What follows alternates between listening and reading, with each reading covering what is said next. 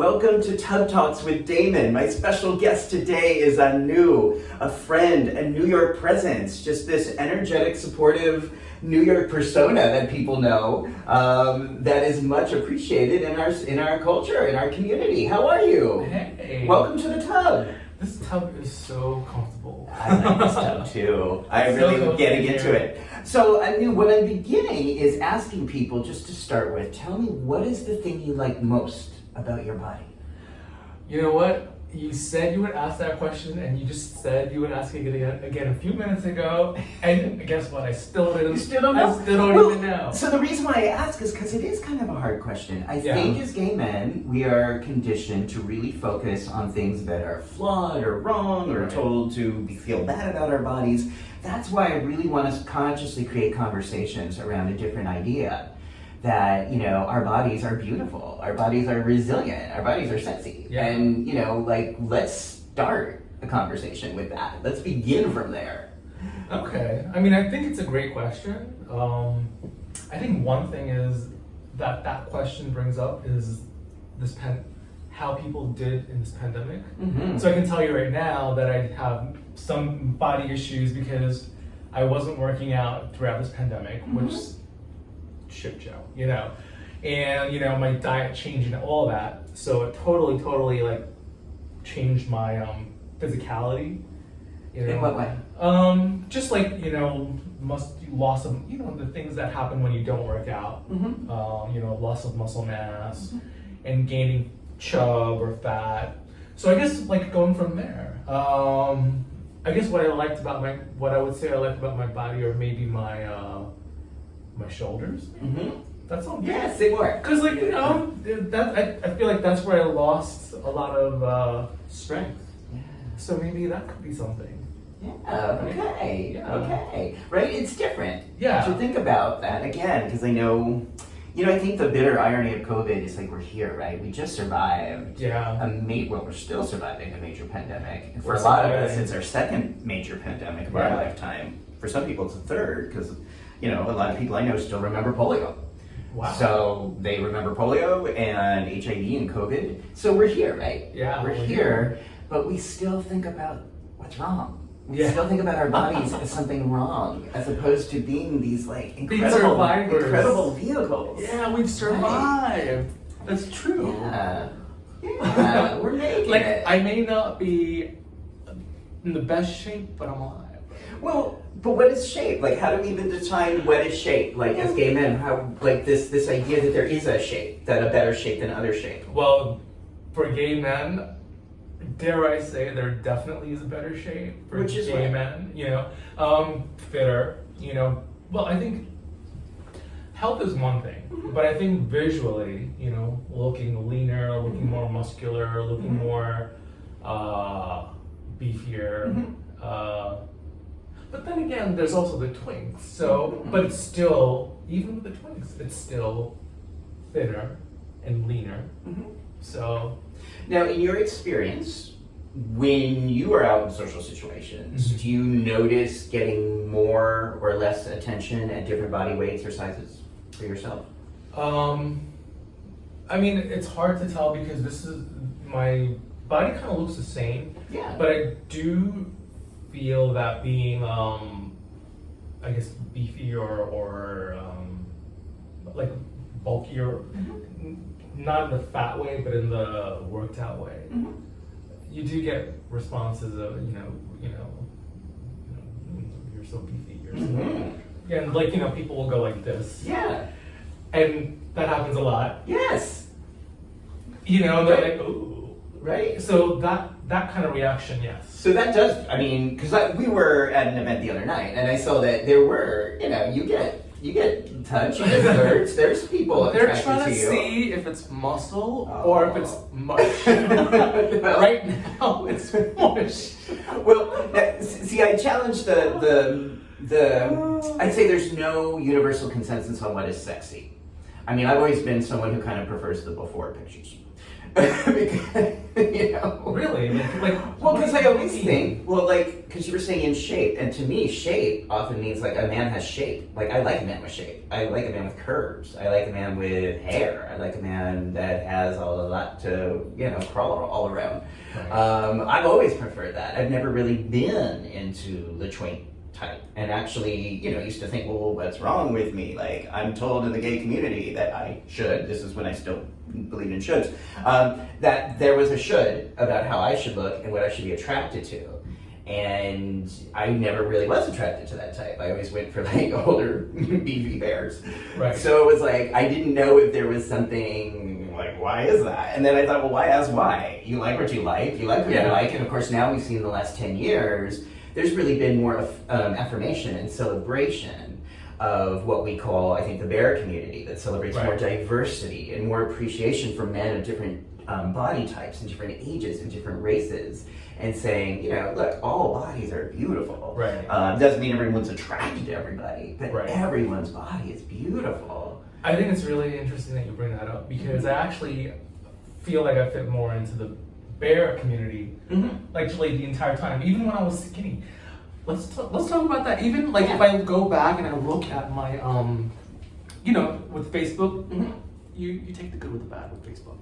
It brings up memories, and you have all these pictures in Facebook, and like you see how much leaner you were 10 years ago, and like you're like, oh, I actually looked conventionally better.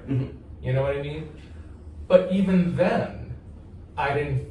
It's like some kind of a I feel like we gay men might suffer disproportionately more from body dysmorphia. Oh, we do. Where I was like, at that time, I was not seeing what I'm seeing 5 years later. Yeah. 10 years later. And 10 years from now, when you look on your pictures of today, what do you think you would say to yourself? Like, oh, I was so much better. So, can't we use that to just say, this is where we're at today. We're here, we're vibrant, we're beautiful today. And that we're able to really affirm that and celebrate that. I think especially in our community, again, because there's such a tendency to look at the negative, to perceive the less than. I feel like the idea is constantly be less than who you are. Literally, physically, you should be less than who you are. You should weigh less. You should be younger. You should not make noise. You should not be disruptive. There's always these messages saying be less than who you are. And so I think when we sit in the bathtub and naked or go out to the club and just exist and show up, I think it's a really powerful statement. Interesting. I think it's an interesting take on it. I'm pretty sure that most guys who have body issues don't probably never even think of that. They'll probably think of, I need to do more of this. I got to be more of that. I got to be more of this, in the sense that I got to go to the gym more. I got to, really, eat more of the healthier stuff. Eat more lean stuff. But then there is the less than, and I got to cut my carbs out. I can't have any ice cream and all that kind of stuff. So because I should physically be less than who I am, is what I think that's saying. I should physically take up less space. That's interesting. I should physically take up less space. Yeah. That's an interesting concept. Yeah. Yeah, I don't want to, feel like, overstepping or making somebody else feel inconvenienced in some way, which is irrational. Right. That's interesting. Right. That's interesting. Or I don't want anybody to not see me as attractive. Not see me as attractive. Because I don't want to inconvenience anybody. Right. It's I don't want to inconvenience. I want to be someone. beautiful so that you don't have to see anything ugly. Isn't that something? But I understand that. Doesn't that I absolutely understand that idea that as gay men, we think of ourselves that way a lot of times. I don't want to offend anybody, that my very existence as a gay person might be offensive to somebody, so I don't want to make it even worse. It's So, why I'm doing these interviews and talking to my friends and, just thinking well, what if we think about consciously changing that as we're aging up historically in a way that's never really been done before? And as we are just going through this traumatic virus and pandemic, what if we come through this and think about ascending in a way that hasn't really been done before on a community level? So to say that when you and when I and when our friends and our colleagues show up, that we do so in a way that really affirms our space, our physical space, our emotional space, our sexual space. To say it's, who we are beautiful, and these bodies are very resilient vehicles that we have for a very temporary amount of time. So instead of constantly disregarding them and putting them down, let's expend a little more energy saying, what a fierce fucking vehicle this is. It's like, I think amongst our friends, I don't think our friends really put any kind of I don't think our friends necessarily put any kind of negativity on each other. I think it's really ourselves and the standards within the community, or the perceptions within the community. It's so crazy. It's almost like amongst friends, it's less of that, but it's there because it's like a separate entity that exists. Yeah. I don't know if that makes sense. Yeah. Well, I think, hopefully people watching this are thinking about how their friends and their created families are safe havens, right? We want to do that for each other. We want to ascend. We want to help each other be the best we can be. Right. And to maybe buffer from some of the pain that's out there. Right. Well, I mean, I think it comes into the realm of romantic relationships and sexual relationships and those kinds of things. Because, with friends, you're not necessarily having sex with your friends, although sometimes you are, but you know what I mean. It's like with friends, you may not. That's not really necessarily what you're doing. So there's no pressure. But whereas if you're like out there and you're talking about sexual dynamics and relationship dynamics, romantic relationship dynamics, that changes things, because now you have to be desirable, but the only ruler for desirability is what's been given to the community. It's already established. You didn't establish it, I didn't establish it. It's already there. And I'm sure it came from, from the generics of the society, the larger society that we live in. But it translates right through to, the gay community. And it probably gets amplified because, and I can't talk about the LGBT. I can talk about gay men. It gets amplified with men so much more when there's two men involved. You know what I mean? Yeah. Because it's just like you have to be more masculine, you have to be more muscular, you have to be more butch for the other guy. Or else what? Or else you won't get him. You won't get the other guy. You won't have, as much sex as you should. Ooh. That's the other thing. Oh, you should have lots of hot sex, and you should meet lots of guys. Not even you can't be one. You have to have hundreds. Like you know what I mean. Like you have to have your Grindr inbox filled with hot guys that are conventionally muscular and beautiful that all want you. This is this artificial, this made up, and I bet you that a lot of gay men have this in the back of their heads. And it's completely, like, who made that up? Who created that? And it's like, but this is how I believe a lot of gay men function, like in their head. Yeah.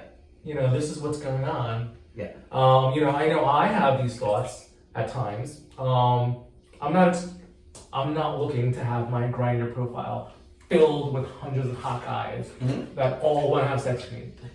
I wouldn't be opposed to it. But that's just not what, I'm not looking for that all the time.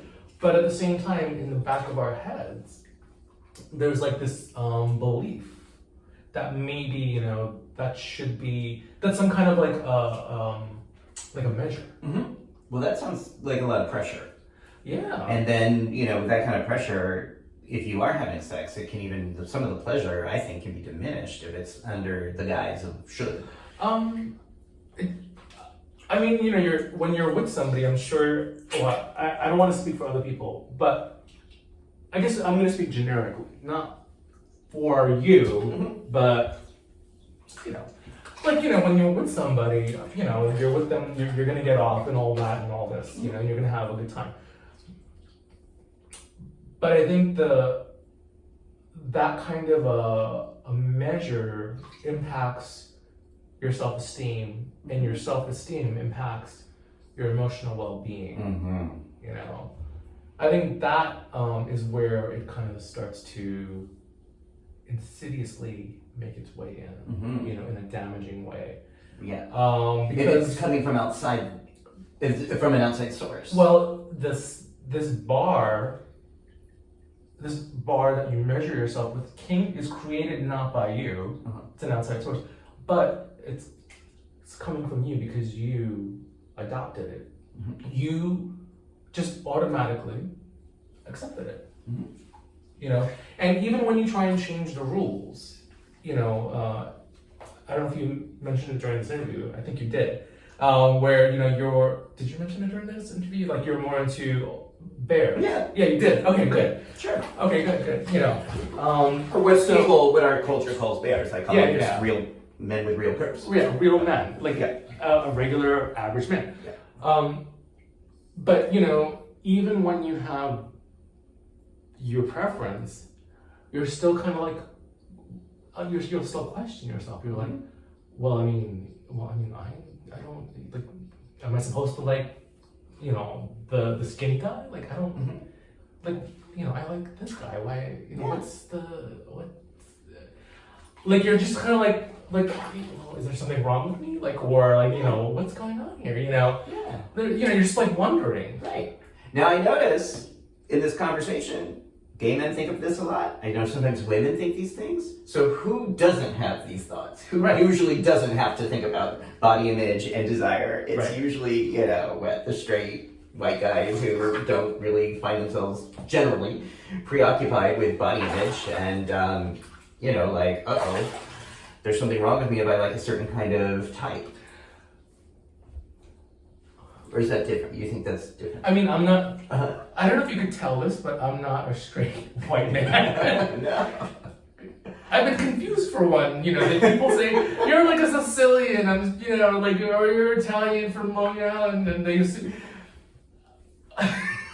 but no, I'm not,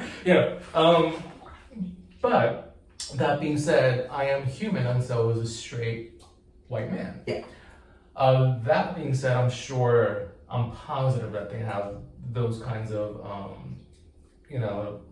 self-doubts and thoughts. Mm-hmm. It a lot of them, I'm also sure, given the context of cultural privilege, I think it changes how entitled they may feel in terms of approaching, in terms of getting what they want. Whereas person A might feel much more hesitant to go for what they want, whereas person B, who happens to be straight, white, cisgender, heterosexual, male, may not have the same hesitancy because they have that entitlement. Yeah. So it's kind of like, that may be a dynamic. It is. It's so interesting. And that's also why I wanted to have these conversations with my friends and, talk about these issues in the bathtub. We may not have ever solved the problem. I don't know if there's a problem to solve, but perhaps it's through these conversations we can think about what that means to you, what that means to me, what that means to anyone who is getting older and wants to do so with a true sense of empowerment and purpose and intention and play. And I think we have this moment where we get to do that. And I'm glad I'm glad I know you, and I'm glad we're in this together. Yeah, like that. You know what? We're all in this together. That's so true. And like we feel so alone, but we're all in it together. Amen. Amazing. Be who you are. That's the message. Today's Tough Talk brought to you by Amazing. Anu, thank you for being here. Thank you for being my guest. Listen, this bathtub is so cozy. Thank you. It sure is. Thank you for watching. Look forward to seeing you on the next episode of Tough Talks with Damon. Yay!